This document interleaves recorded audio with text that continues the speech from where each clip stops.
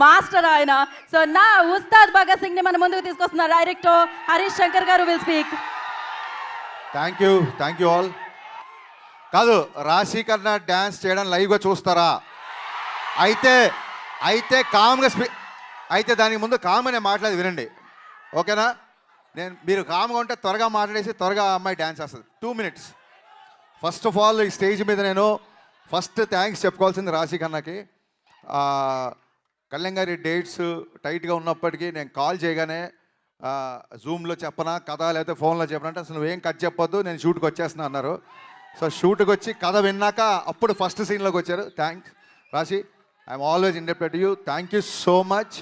And ఈ సాంగ్లో ఇప్పుడు మీరు రాశి స్టెప్స్ చూసిన చాలా తక్కువ, సాంగ్లో కళ్యాణ్ గారితో బట్టి కుమ్మేసింది రాశి కన్నా దీంట్లో. అండ్ థ్యాంక్స్ రాశి for coming the promotions also. our entire Ustad Bhagat Singh is so thankful to you. So sweet of you. కాదు, జనాలు చూశారు కదా, ఆల్మోస్ట్ 1500 నుంచి 2000 మంది ఉండేవాళ్ళు సెట్లో. కళ్యాణ్ గారిని ఫస్ట్ టైం ఆ కాస్ట్యూమ్ రెడీ చేసుకొని కళ్యాణ్ గారిని సెట్లోకి తీసుకురాగానే ఆయన సెట్ని జనాల్ని చూసి ఏమన్నారు తెలుసా? మీరు వినండి. ఇప్పుడు ఏంటి ఇంతమందితో నేను డ్యాన్స్ చేయాలా అన్నారు ఆయన ఫస్ట్. అనగానే సార్ మరి దేవిశ్రీ ప్రసాద్ ఇచ్చిన బీట్స్కి ఆ మాస్ మూమెంట్కి మరి ఈ మాత్రం స్పాన్ కావాలి సార్ అనగానే ఆయన ఏమన్నారంటే, సరే దేనికైనా మానవ ప్రయత్నం ఇంపార్టెంట్, నా ప్రయత్నం నేను చేస్తా అన్నారు. అనగా నేను కొంచెం అలా సీరియస్గా అలా చూస్తుండిపోయా. అప్పుడు నా మొహం చూసి ఆయన, నువ్వు అలా ప్రతిదానికి చిన్న పుచ్చుకోకు, సంపేద్దాం పదా అన్నారు. సో ఆ రోజు నేను ఏమనుకున్నా అంటే నన్ను మోటివేట్ చేయడానికి అంటున్నారేమో అనుకున్నాను. కానీ లోపలికి వెళ్ళాక నా ఫుల్గా డ్యాన్స్ కూడా చేయలేదు. ఫస్ట్ రిహార్సల్ జస్ట్ ఇలా చూసుకొని స్టార్ట్ మ్యూజిక్ అని ఒక రిహార్సల్ అలా చేస్తే సెట్ క్లాప్స్ విజిల్స్ దద్దరిల్లిపోయింది.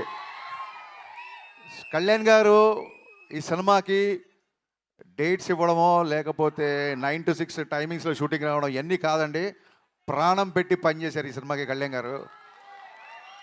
నేను అందుకే ఈసారి పర్ఫార్మెన్స్ బద్దలైపోతుంది బిగినింగ్స్ ఎందుకు చెప్తానంటే, అదేదో ఎలివేషన్ డైలాగ్స్ కోసమో ఫైట్ల కోసమో కాదండి, నిజంగా పర్ఫార్మెన్స్ సెకండ్ హాఫ్లో వచ్చే ఇంటెన్స్ సీన్లో ఆయన పర్ఫార్మెన్స్ బద్దలైపోయింది అంతే.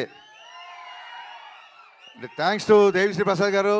దేవిశ్రీ ప్రసాద్ గారి బీట్స్ ఇప్పుడు ఎలా ఉన్నాయి, రేపు పొద్దున ఇంకా ఫుల్ సాంగ్ వచ్చినప్పుడు థియేటర్ ఎలా ఉంటుందో ఒకసారి ఊహించుకోవచ్చు. Thank you సర్జీ, thank you so much. నేను ముందుగానే చెప్పినట్టు టైం లైన్స్ మ్యాచ్ అవ్వట్లేదు, అందుకే ఆయన ఇవాళ కూడా రాలేకపోయారు. సో దానికంటే ఎక్కువ ఉంటుందని ఊహిస్తున్నాం.